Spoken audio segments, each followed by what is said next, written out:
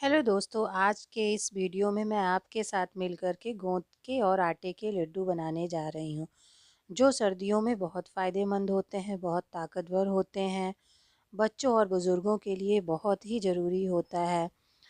इन गोंद के लड्डू को हम 15 दिन से 1 महीने तक बड़े आराम से रख कर के खा सकते हैं, जिनको बनाना बहुत आसान है। इस लड्डू में गोंद की मात्रा सबसे ज़्यादा की गई है, बाकी ड्राई फ्रूट्स थोड़ा सा कम डाल सकते हैं, पर गोंद की मात्रा को आप बहुत ज़्यादा कर सकते हैं।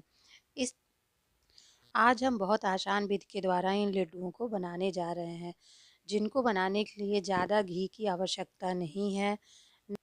यहाँ पर कुछ मसाले हैं, किशमिश है, पिस्ता और चिरौंजी दाना है।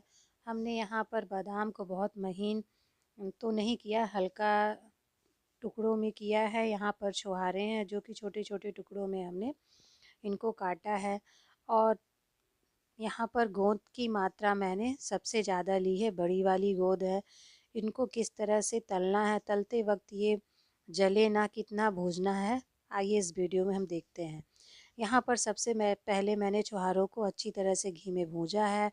फिर उसी घी वाली कढ़ाई में मैंने 1 पाव के लगभग आटा डाला है। वही आटा है जो हम नॉर्मल रोटी के लिए उपयोग करते हैं, उसी आटे का आप उपयोग कर सकते हैं।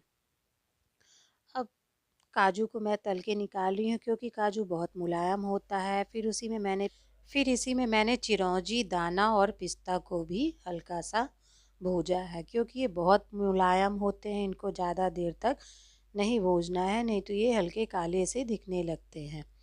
अब थोड़ा सा घी मैंने डाला है, उसमें मैंने सौंठ पाउडर थोड़ा सा भूजना है। बहुत देर तक हमें सौंठ पाउडर को बिल्कुल नहीं भूजना है। फिर इसमें मैंने पोस्ते के दाने, जिसको आप खसखस या पोस्ता का दाना कुछ भी बोल सकते हैं, इन तीनों चारों सामग्री को हम हल्का सा भूजेंगे, फिर हम गैस को बंद कर देंगे। अब यहाँ पर मैंने आधा केजी के लगभग गुड़ लिया है।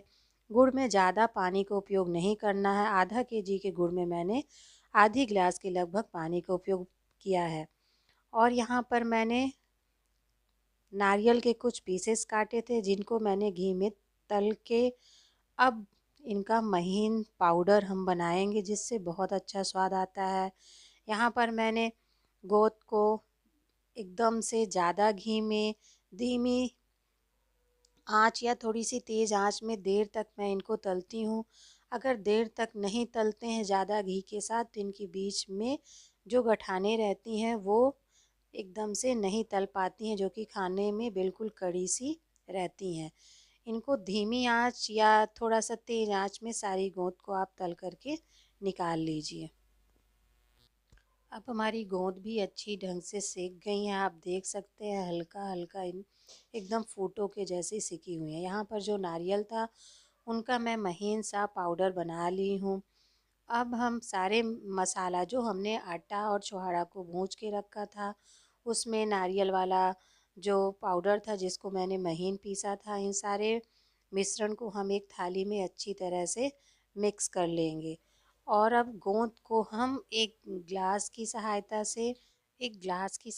से हम इसको दबा दबा के हल्का दरदरा बड़े बड़े पीसेस में हम सारे गोंद को फोड़ेंगे। अगर हम इस तरह से नहीं फोड़ते हैं, तो ये लड्डुओं में बड़े बड़े गोंद के पीसेस हैं जो कि आएंगे। अगर हम अभी हल्की गर्म है तो इनको फोड़ देंगे तो ये फूट जाएंगी, ठंडी होने में ये बिल्कुल नहीं फूटती हैं।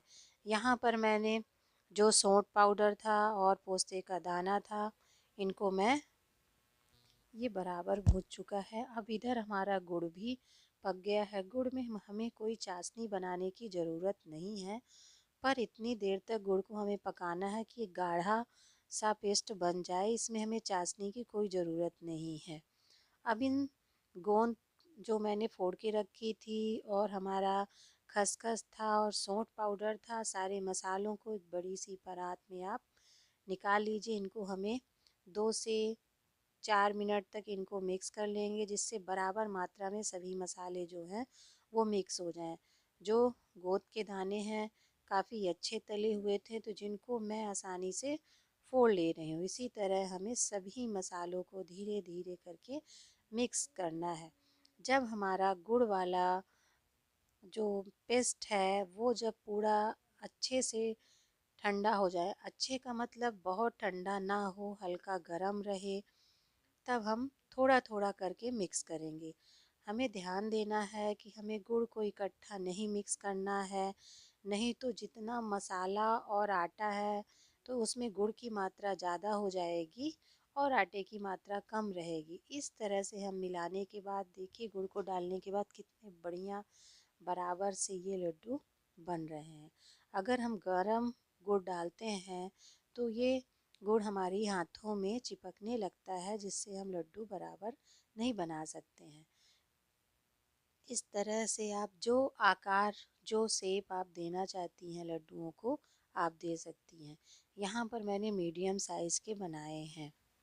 यहाँ पर आप बताइएगा कि हमें गुड़ की चाशनी बना के इन गुड़ के लड्डुओं को बांधना चाहिए कि खाली गुड़ को हमें हल्का सा दरदरा सा कोच करके और उसके ऊपर घी डाल के लड्डू बनाना ज़्यादा सही है कि नहीं। अगर आपको हमारे द्वारा बनाया गया लड्डू पसंद आए तो प्लीज़ लाइक, शेयर और सब्सक्राइब ज़रूर करिएगा। धन्यवाद।